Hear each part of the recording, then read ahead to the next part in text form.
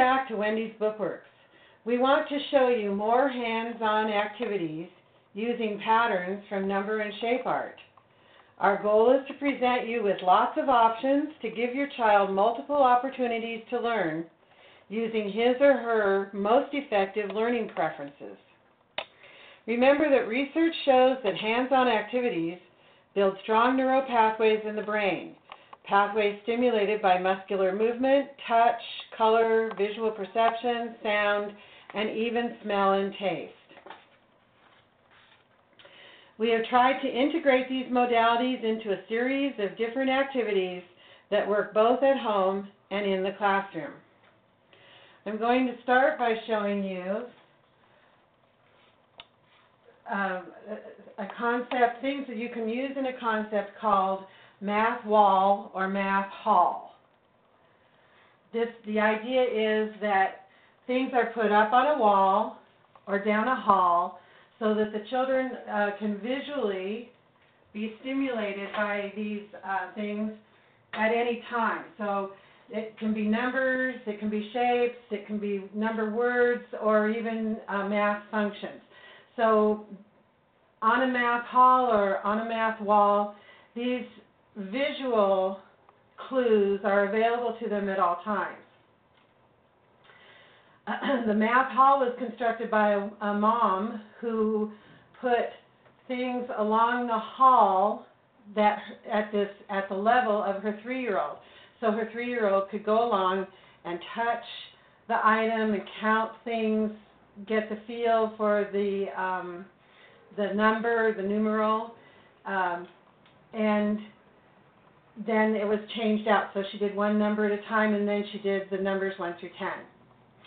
So here are some ideas for making tactile and interesting numbers. Here we've used cotton balls, and kids love to glue cotton balls. They're nice and fluffy and soft, and you want to encourage them to cover the whole 5 so that when they touch it now they get the shape of the 5. And down here at the bottom we have strung 5 beads on a pipe cleaner and just attached it to 2 holes at the bottom. So we have the shape, we have the nice texture, and then we have the value, 1, 2, 3, 4, 5. Here we've used beads from the U.S. Construction and Toy Company. The great thing about these beads is you can cut them anywhere along the line and they don't break. So this is a great way for the kids to take the glue and put it around the 5 so they're getting the shape. And now they're going to lay the beads down on that glue, and there again they get the shape, and later when it's dry they have a tactile differentiation between soft and fluffy, and now we've got kind of lumpy. All kids love bubble wrap, and what more fun can we have than using bubble wrap to print a number? Now the adults will probably have to cut out the shape of the bubble wrap because it's a little difficult to manipulate. But then the kids get to smear the paint on with their hands, flip it over on top of the paper, and push hard till they hear the bubbles pop. And when they pull it back, there's the 5.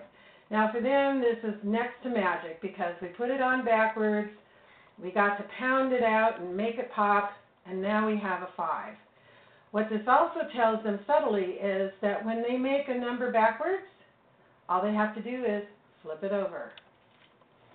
Here we've used sandpaper, again a different tactile experience, and we've used the positive and the negative. So here we have a rough positive, and we've used the negative to give us a smooth positive. Here we've put several things on a page. We have our 5.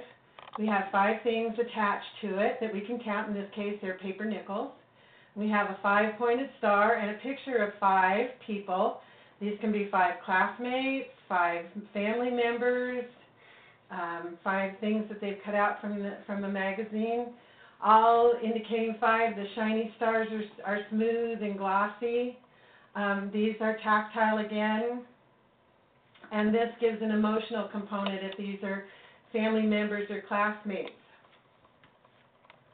Here we've used a do-a-dot, and we put groups of 5 dots. And as a matter of fact, we've put 5 groups of 5 dots. And after we've done that and we've separated them, gosh, we can count the whole thing. So how many dots do 5 sets of 5 make? 25. Well, we're doing multiplication. Maybe your kids like to do puzzles. So cut up that 5 and now it's a puzzle. A lot of kids like music, noise, singing. So here we've just put 5 bells on a 5. A lot of kids also like to lace. This is an excellent small motor visual acuity project and activity. And so they just start at one end and we've gone all the way around here. And so this is lacing. This can go on the hall or on the wall. And here we've taken 5 colors of pipe cleaner, wound them together, and made a 5. There are lots more activities and ideas in our 2 other videos on YouTube, also on our website. And we will be making further videos showing more activities that are tactile, visual, interactive, and will help your kids learn their numbers and know the value of each numeral. I'd like to show you a couple more activities. Lots of kids have a positive reaction to things that are visual and move, especially in this day of television and mobile phones. Moving things are kind of exciting for kids. So here we've taken the 2 and a card that has 2 stamps. We've used rubber stamp and we've written the word 2. We've hung 2 rings and we have 2 things from each ring. And by the way, 2 sets of 2 make how many? 4. Well, we're doing more multiplication. These can hang in the room for a week or 2, hang off a chandelier over the dining room table, off a patio, covered patio. The idea is not that it lasts forever, but that it just gives visual stimulation and reminds the child about 2 and the value of 2 in a way that means something positive for them. Here we've taken it up a notch. Again, the idea here is a mobile, and we've used the same idea. We have the project from Number and Shape, and we've put rubber stamps and the word 7, but we've added beading, and the beading is in a pattern. So they were encouraged to use a 1-2-1-2 pattern in this. They choose the color beads, any color beads they want. So we have yellow, pink, yellow, pink. No matter how many times we do this, we're going to have 1 left over. So what does this tell us? This is an odd number. It never quite has equal parts. And here we see it again when we have 3 orange, 3 black, and then 1 more orange left over. We can never complete an even pattern with a 7.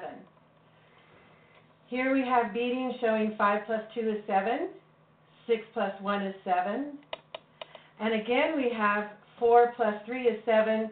We've taken our 1-2-1-2-1-2 pattern and turned it into 4 plus 3. Again, unequal numbers. Now our number here where we put all the blue beads in on one tells us that 7 blue beads and nothing else makes 7. So 7 plus 0 makes 7. Here we put one of each color on the string, and so what this really tells us is 1 plus 1 plus 1 plus 1, etc. to 7 is 7. So 7 ones equals 7, and 7 and nothing equals 7. Now the next project I'd like to show you is what I call the super simple diorama. I have used this project to show numbers, shapes, colors, history, science, you name it, we've done it with this very simple diorama.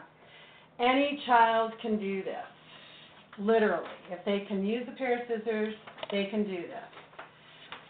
You take one piece of construction paper and you fold it in half, hot dog style. What did I say? Fold it in half, hot dog style. So when you're showing this, what are they learning? That that's half. So we're getting more math language. And they just cut down the middle. That, they don't have to worry about being careful. It's a little wobbly, who cares? Put half down. Again, I've used that half. Now we're going to take our other half and fold it, but not evenly. We're going to fold it unevenly. Now, depending on the age and the size of the kids, I say you might use your finger. So I want you to use your finger and have that much space on the top when you fold it over. Or with the smaller kids, I might say, take your hand and lay it down. Can you put your hand or 3 fingers here on the top, and that's how high you're going to fold it. And now you've folded it, and we're going to cut that again.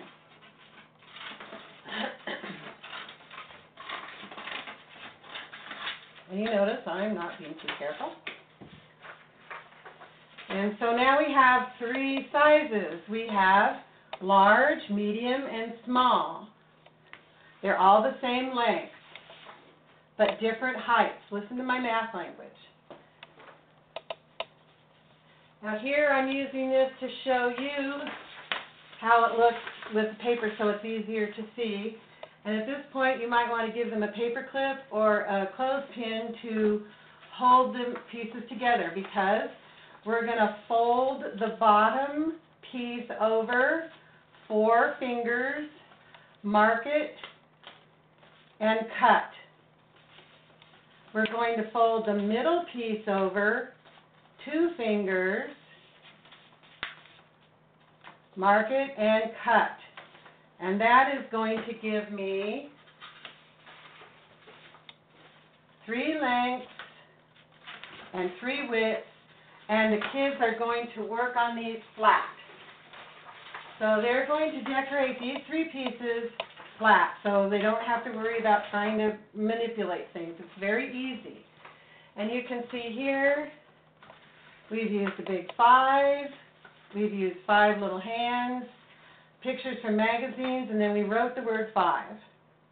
When they've got everything decorated, gather the pieces and stack them, large, medium, and small, and staple on the, and bring all the sides equal to the left. Again, listen to my math language, and staple. Now, pull all the pieces together on the right and staple again. Now it stands up. For the little kids, this is like magic. I mean, you will hear them say, oh, how did I do that? You can keep it flat to go home by just using a paper clip again or a clothespin. But they love these. These can go on a dining room table, a kitchen table, to be discussed and admired by the family. They can be around the room. It's a great, for in the classroom, it's a great open house activity. Parents love it, kids love it, and you can use it for almost anything. Again, here's the numbers and the shapes. And your imagination and their imagination is the limit. Thank you.